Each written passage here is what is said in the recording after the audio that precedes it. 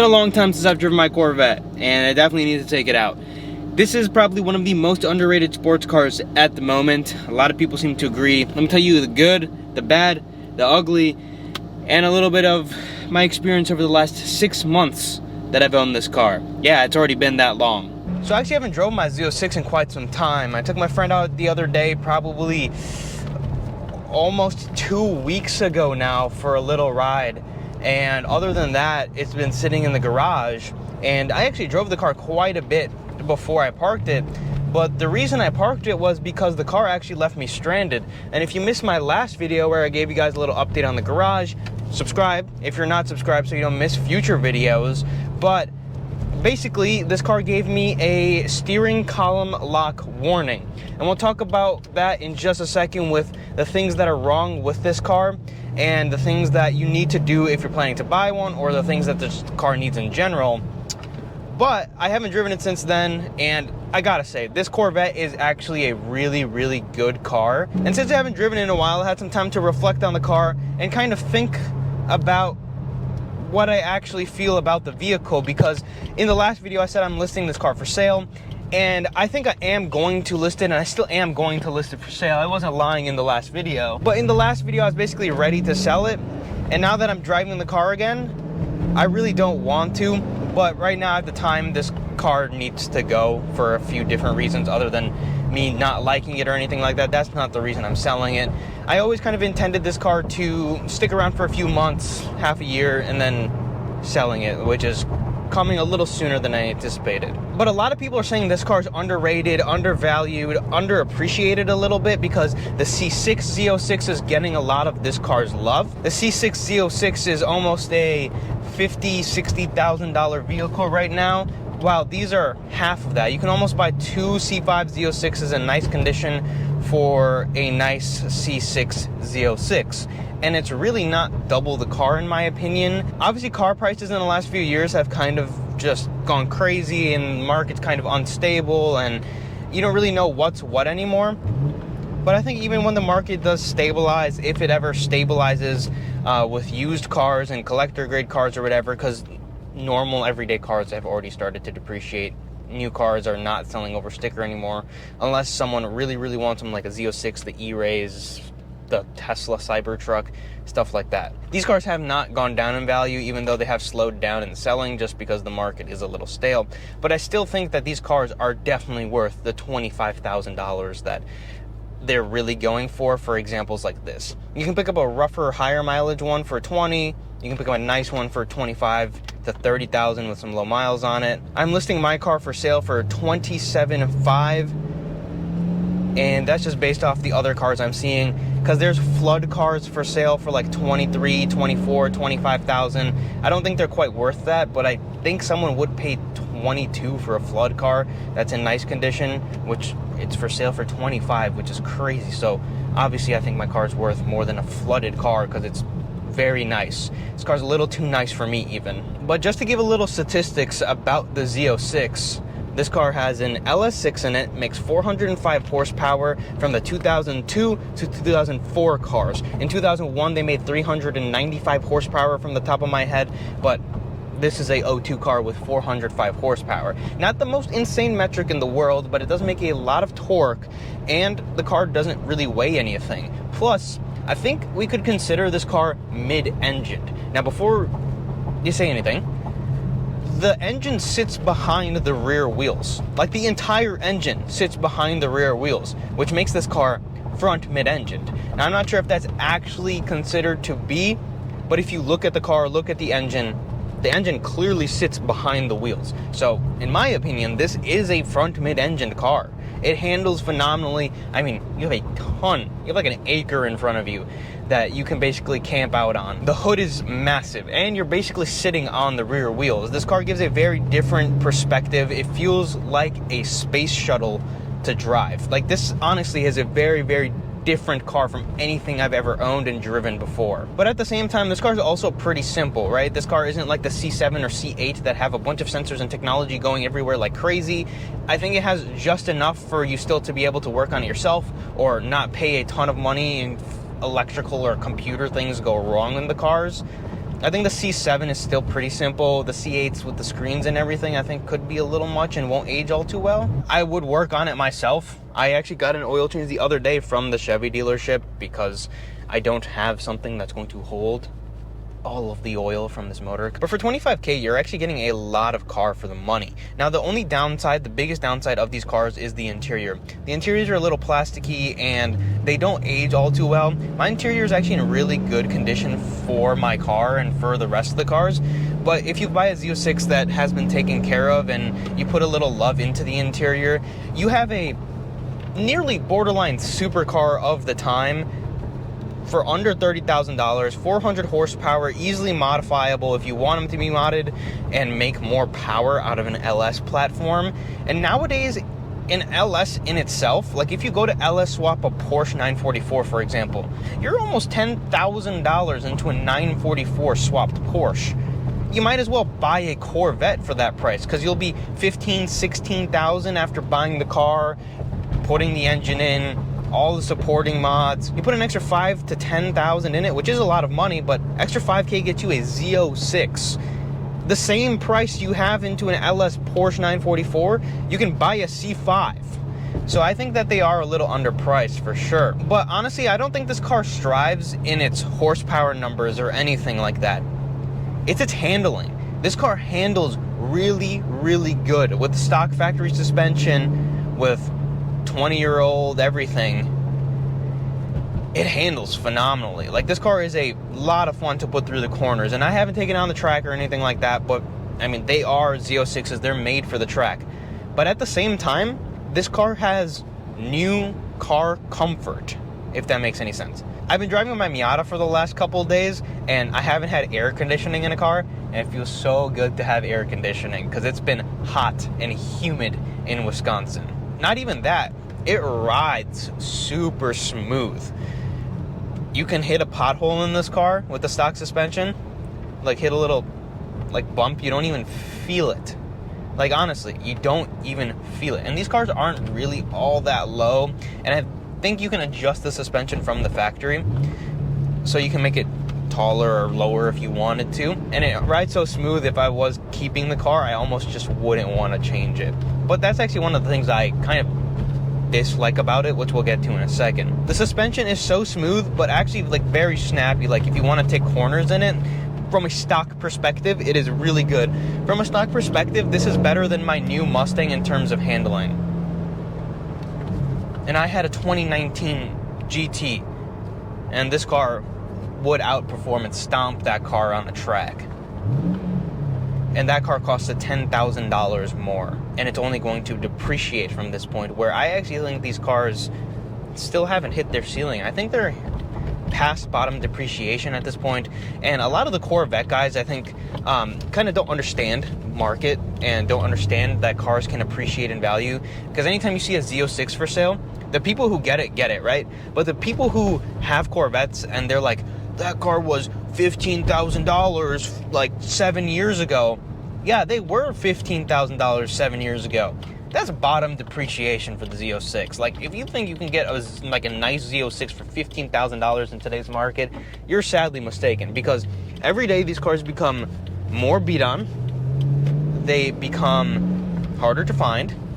You know, some idiot buys a car and slaps the wrong mods on it, or even slaps mods on it, period, because there's a huge lot of people who don't want a car that's been modified. Someone who's never bought a modified car, cams or just things that could be messed with could be scary. Corvette people are what ruin the Corvette experience, just straight up, honestly, because this is an amazing car. It handles amazing, it rides amazing, it pulls amazing, it's fast. Like, this is all the horsepower you would ever need on the street. Tons of torque down low. It's something you see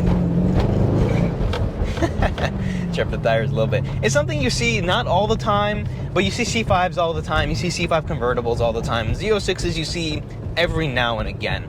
And for someone who doesn't know what a Z06 is, or really doesn't know the difference between the cars, they're going to be like, oh, just an old guy in a Corvette. If you know, you know, right? It's one of those things. Now, my biggest thing about owning a Corvette and about these cars isn't actually the car itself, but it's the owners and the mentality that Corvette guys have. Like, honestly, it kind of ruins the Corvette experience a little bit. Obviously, it's a massive, massive internet joke. Corvette people saying that they have their one-of-one car and it's the most special car in the world. But as a 21-year-old in a fortunate place, I can afford a car like this. See, like, my problem with the Corvette people isn't that they love the cars too much.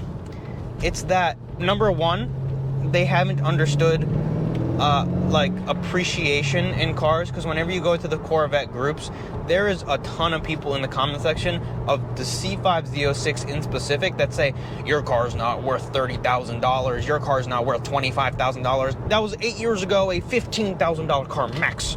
17,000 won't sell for anything higher than that. And it's like a super nice example of a C5. These cars have appreciated.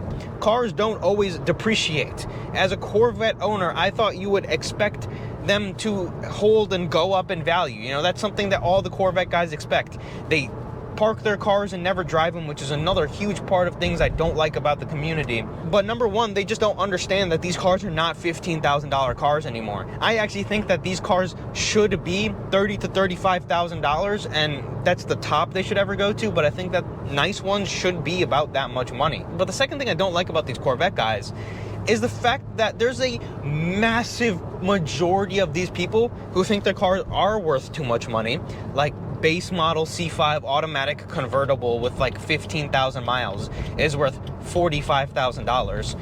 And the fact that there's dudes who just don't drive their cars. It's not uncommon to join a Corvette for sale group and see cars with 2,000, 3,000 miles that are 20 years old.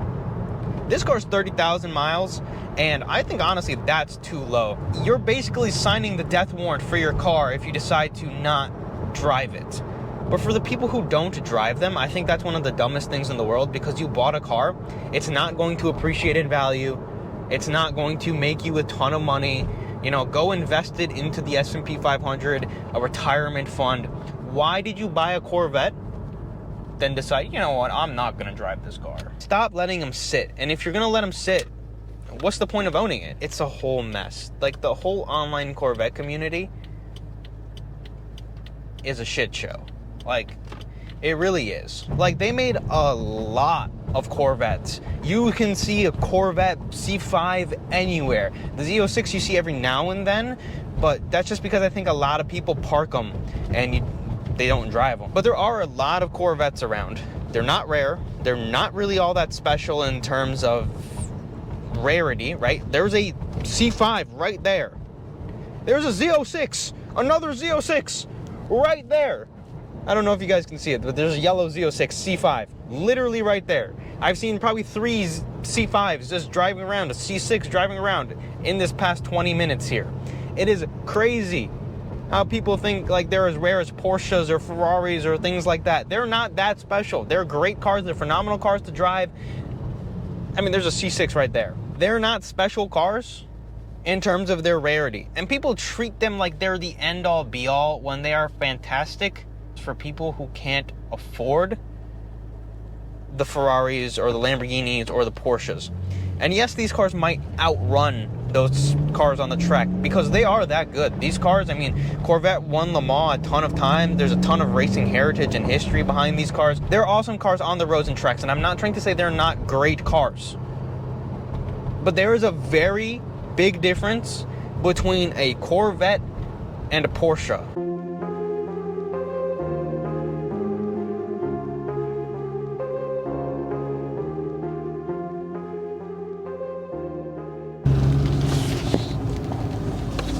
But don't get me wrong, at the same time, there's a lot of fantastic owners. There's a lot of great people who use their cars, appreciate them for what they are, and actually, you know, track them and stuff, like a Z06 is meant to be used.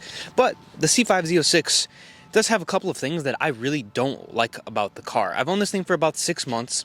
I'm going to jump into some of the issues I've had. The very first issue I had was the car was misfiring, and I was a little worried. The car actually sat down for like 2 or 3 weeks because I just did not want to deal with it at the time. And, well, it turns out that the only thing wrong with it was the spark plug wire was a little loose.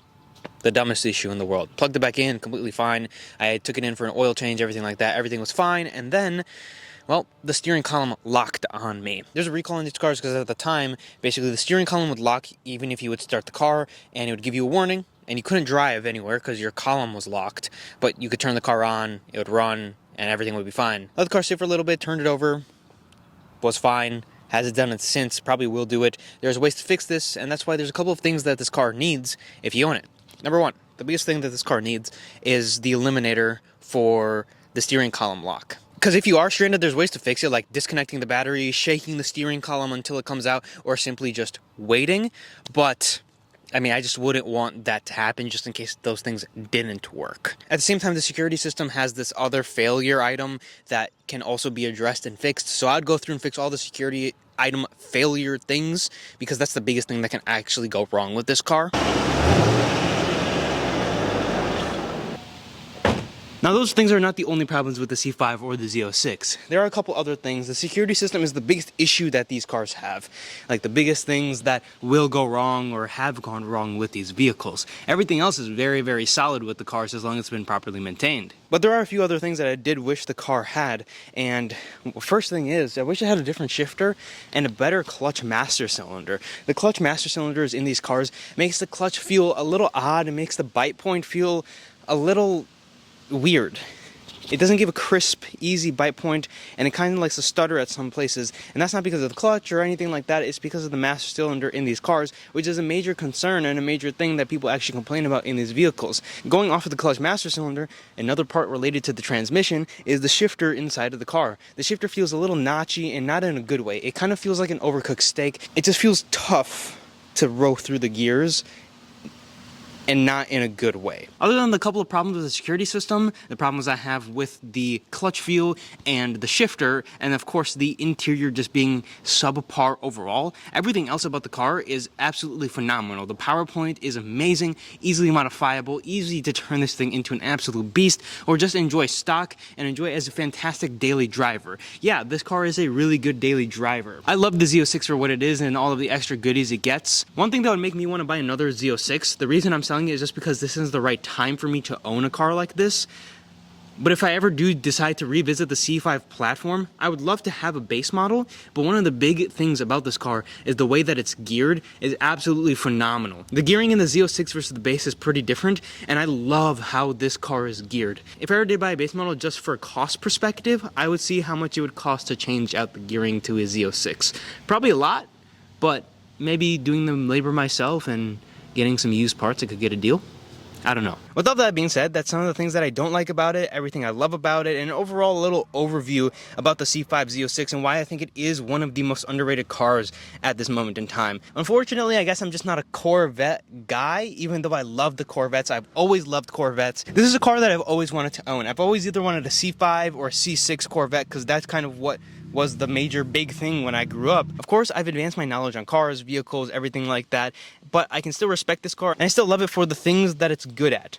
And it is good at being an amazing driver's cars. If you have these cars parked, you are doing yourself and the world a disservice by not driving them. Go out and drive your cars, because that's what they're really for. With all of that being said, that's all I have for this video. If you did enjoy, leave a like, subscribe to the channel as always, check out another video, and I'll see you guys in the next one.